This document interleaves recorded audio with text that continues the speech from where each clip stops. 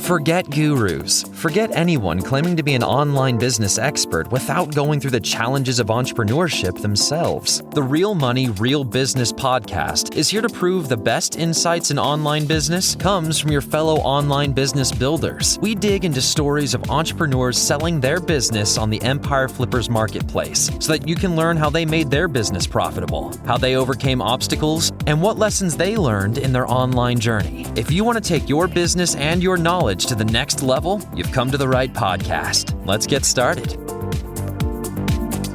Hey everyone, welcome to another episode of the Real Money, Real Business podcast. We record these interviews so that potential buyers can learn more about the business and the seller to help them make an informed buying decision.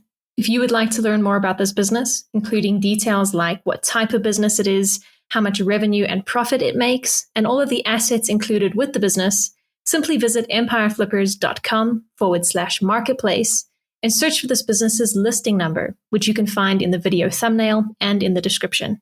Or if you're watching this on YouTube, you can click the link in the description to go straight to the listing. So without further ado, let's get into this interview.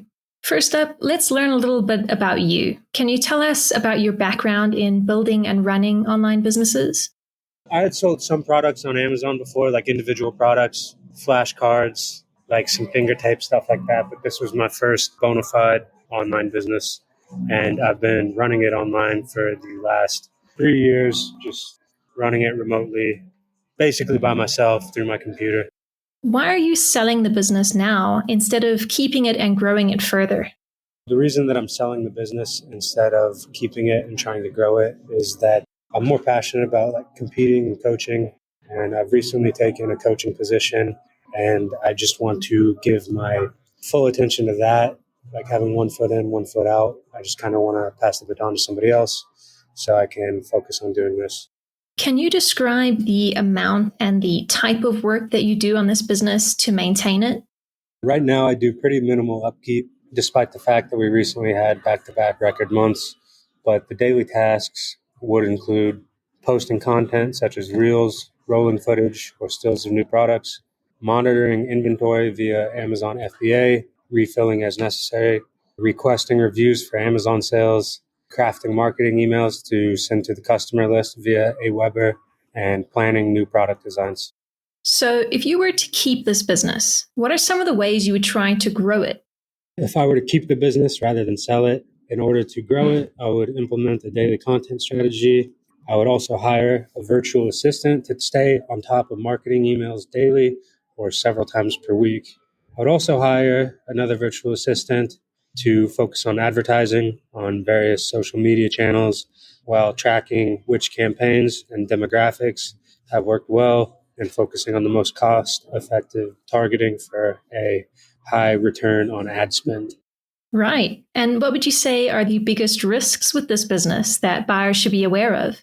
There's minimal risk due to the high margins and the brand enthusiasm among our customer base.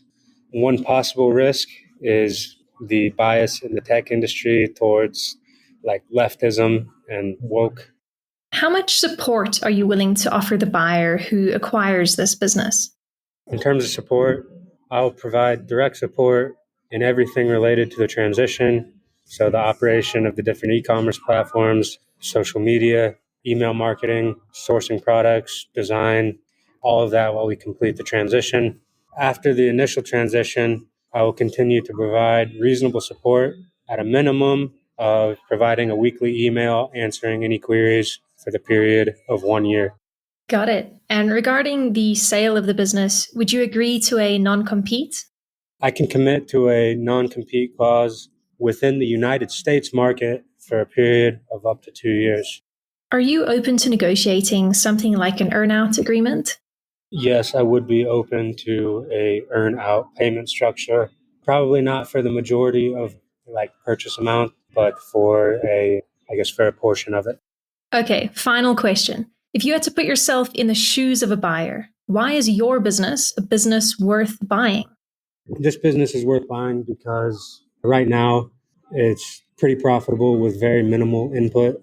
I'm not doing much to work on the business at all, but recording record month after month. So somebody willing to treat it like a full-time job could probably 3 to 5x that.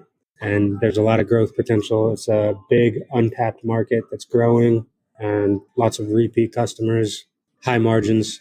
Yeah. All right, everyone. Thanks for listening. To learn more and see if this business is still for sale, head over to empireflippers.com/marketplace and search for this business listing number, which you can find in the video thumbnail and description. Or if you're watching this on YouTube, click the link in the description to go straight to the listing. Once you've unlocked this listing, you'll find everything you need to know about this business. So, thanks for joining us. See you next time.